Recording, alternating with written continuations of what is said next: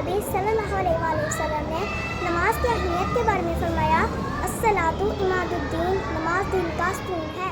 آپ صلی اللہ علیہ وآلہ وسلم نے شکریہ ادا کرنے کی اہمیت کے بارے میں ارشاد فرمایا، من لم یشکر الناس لم یشکر اللہ، جو شخص لوگوں کا شکریہ ادا نہیں کرتا وہ اللہ تعالیٰ کا بھی شکریہ ادا نہیں کرتا۔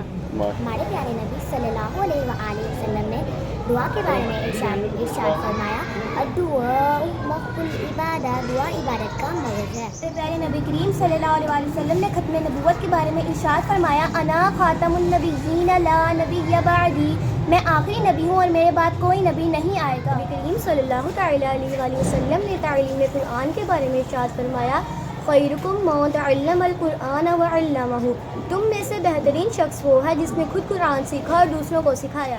ہمارے پیارے نبی کریم صلی اللہ علیہ وآلہ وسلم نے فرمایا، من غش فلیس منی، جو شخص دھوکہ دہی کرے وہ ہم میں سے نہیں۔ ہمارے پیارے نبی کریم صلی اللہ علیہ وآلہ وسلم نے چغل خور کے بارے میں فرمایا، لا يدخل الجنۃ قطاۃ، چغل خور جنت میں داخل نہیں ہوگا۔